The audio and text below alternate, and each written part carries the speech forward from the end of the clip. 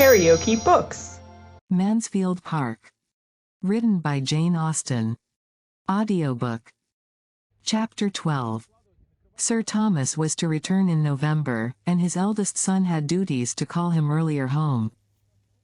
The approach of September brought tidings of Mr. Bertram first in a letter to the gamekeeper, and then in a letter to Edmund, and by the end of August, he arrived himself, to be gay, agreeable, and gallant again as occasion served, or Miss Crawford demanded, to tell of races and Weymouth, and parties and friends, to which she might have listened 6 weeks before with some interest, and altogether to give her the fullest conviction, by the power of actual comparison, of her preferring his younger brother.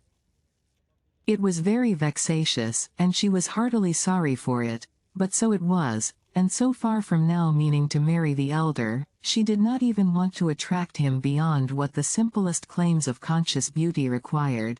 His lengthened absence from Mansfield, without anything but pleasure in view, and his own will to consult, made it perfectly clear that he did not care about her, and his indifference was so much more than equalled by her own, that were he now to step forth the owner of Mansfield Park, the Sir Thomas complete, which he was to be in time, she did not believe she could accept him. The season and duties which brought Mr. Bertram back to Mansfield took Mr. Crawford into Norfolk. Everingham could not do without him in the beginning of September. He went for a fortnight of such dullness to the Miss Bertrams, as ought to have put them both on their guard, and made even Julia admit in her jealousy of her sister, the absolute necessity of distrusting his attentions, and wishing him not to return, and a fortnight of sufficient leisure in the intervals of shooting and sleeping, to have convinced the gentleman that he ought to keep longer away, had he been more in the habit of examining his own motives, and of reflecting to what the indulgence of his idle vanity was tending, but, thoughtless and selfish from prosperity and bad example, he would not look beyond the present moment. The sisters, handsome, clever, and encouraging, were an amusement to his sated mind, and finding nothing in Norfolk to equal the social pleasures of Mansfield, he gladly returned to it at the time appointed, and was welcomed thither quite as gladly by those whom he came to trifle with farther. Maria, with only Mr. Rushworth to attend to her, and doomed to the repeated details of his day's sport, good or bad, his boast of his dogs, his jealousy of his neighbors, his doubts of their qualification, and his zeal after poachers, subjects which will not find their way to female feelings without some talent on one side, or some attachment on the other, had missed Mr. Crawford grievously, and Julia, unengaged and unemployed, felt all the right of missing him much more. Each sister believed herself the favorite.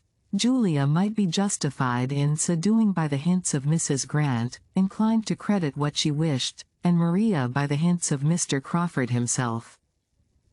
Everything returned into the same channel as before his absence, his manners being to each so animated and agreeable, as to lose no ground with either, and just stopping short of the consistence, the steadiness, the solicitude, and the warmth which might excite general notice. Fanny was the only one of the party who found anything to dislike, but since the day at Southerton, she could never see Mr. Crawford with either sister without observation, and seldom without wonder or censure, and had her confidence in her own judgment been equal to her exercise of it in every other respect, had she been sure that she was seeing clearly, and judging candidly, she would probably have made some important communications to her usual confidant. As it was, however, she only hazarded a hint, and the hint was lost. "I am rather surprised," said she, "that Mr. Crawford should come back again so soon, after being here so long before, full 7 weeks. For I had understood he was so very fond of change and moving about, that I thought something would certainly occur when he was once gone, to take him elsewhere.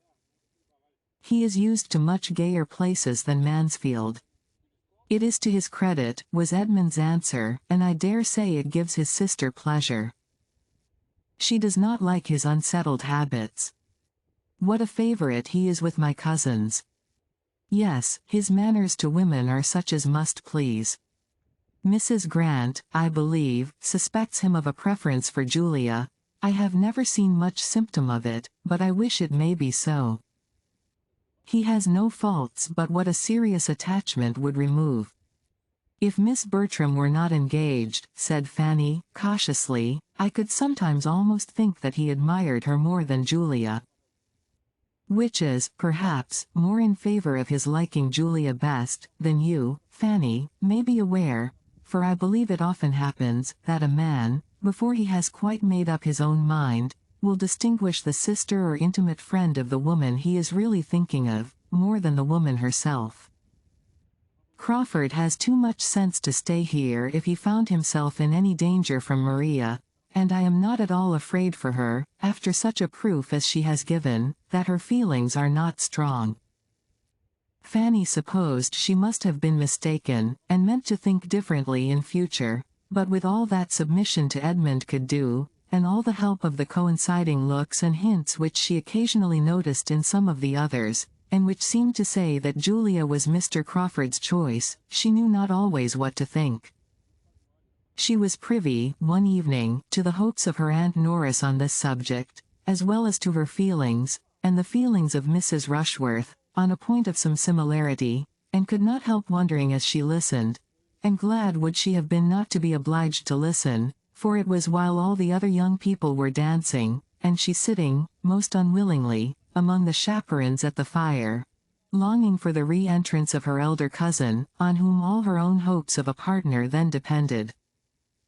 It was Fanny's first ball, though without the preparation or splendor of many a young lady's first ball, being the thought only of the afternoon, built on the late acquisition of a violin player in the servants' hall, and the possibility of raising 5 couple with the help of Mrs. Grant and a new intimate friend of Mr. Bertram's just arrived on a visit. It had, however, been a very happy one to Fanny through 4 dances, and she was quite grieved to be losing even a quarter of an hour, while waiting and wishing, looking now at the dancers and now at the door. This dialogue between the 2 above-mentioned ladies was forced on her. I think, ma'am, said Mrs. Norris, her eyes directed towards Mr. Rushworth and Maria, who were partners for the second time, we shall see some happy faces again now. Yes, ma'am, indeed, replied the other, with a stately simper. There will be some satisfaction in looking on now, and I think it was rather a pity they should have been obliged to part. Young folks in their situation should be excused complying with the common forms. I wonder my son did not propose it.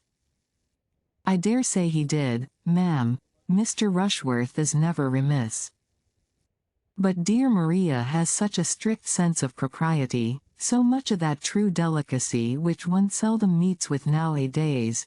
Mrs. Rushworth, that wish of avoiding particularity, dear ma'am, only look at her face at this moment. How different from what it was the 2 last dances.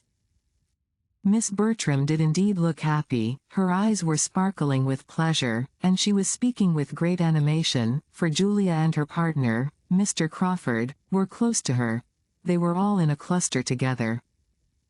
How she had looked before, Fanny could not recollect, for she had been dancing with Edmund herself, and had not thought about her. Mrs. Norrells continued, it is quite delightful, ma'am, to see young people so properly happy, so well suited, and so much the thing. I cannot but think of dear Sir Thomas's delight. And what do you say, ma'am, to the chance of another match? Mr. Rushworth has set a good example, and such things are very catching. Mrs. Rushworth, who saw nothing but her son, was quite at a loss. The couple above, ma'am. Do you see no symptoms there? Oh, dear, Miss Julia and Mr. Crawford. Yes, indeed, a very pretty match. What is his property? 4,000 a year. Very well, those who have not more, must be satisfied with what they have. 4,000 a year is a pretty estate, and he seems a very genteel, steady young man. Saul hope Miss Julia will be very happy. It is not a settled thing, ma'am, yet, we only speak of it among friends. But I have very little doubt it will be. He is growing extremely particular in his attentions. Fanny could listen no farther. Listening and wondering were all suspended for a time, for Mr. Bertram was in the room again, and though feeling it would be a great honor to be asked by him, she thought it must happen. He came towards their little circle, but instead of asking her to dance, drew a chair near her, and gave her an account of the present state of a sick horse, and the opinion of the groom, from whom he had just parted. Fanny found that it was not to be, and in the modesty of her nature immediately felt that she had been unreasonable in expecting it. When he had told of his horse, he took a newspaper from the table, and looking over it said in a languid way, "If you want to dance, Fanny, I will stand up with you." With more than equal civility the offer was declined. She did not wish to dance. "I am glad of it," said he in a much brisker tone, and throwing down the newspaper again, "for I am tired to death. I only wonder how the good people can keep it up so long. They had need be all in love, to find any amusement in such folly, and so they are, I fancy. If you look at them, you may see they are so many couple of lovers, all but Yates and Mrs. Grant, and between ourselves poor woman, I must want a lover as much as any one of them. A desperate dull life hers must be with the doctor," making a sly face as he spoke towards the chair of the latter, who proving, however, to be close at his elbow, made so instantaneous a change of expression and subject necessary, as Fanny, in spite of everything, could hardly help laughing at. "A strange business this in America, Dr. Grant. What is your opinion? I always come to you to know what I am to think of public matters." "My dear Tom," cried his aunt soon afterwards, "as you are not dancing, I dare say you will have no objection to join us in a rubber, shall you?" Then, leaving her seat, and coming to him to enforce the proposal, added in a whisper, "We want to make a table for Mrs. Rushworth, you know.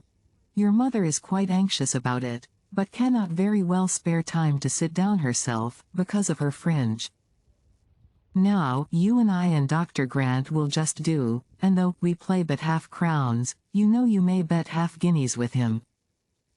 "I should be most happy," replied he aloud, and jumping up with alacrity, "it would give me the greatest pleasure, but that I am this moment going to dance." "Come, Fanny," taking her hand, "do not be dawdling any longer, or the dance will be over." Fanny was led off very willingly, though it was impossible for her to feel much gratitude towards her cousin, or distinguish, as he certainly did, between the selfishness of another person and his own. "A pretty modest request upon my word," he indignantly exclaimed as they walked away. "To want to nail me to a card table for the next 2 hours with herself and Dr. Grant, who are always quarreling, and that poking old woman, who knows no more of whist than of algebra. I wish my good aunt would be a little less busy. And to ask me in such a way too. Without ceremony, before them all, so as to leave me no possibility of refusing. That is what I dislike most particularly.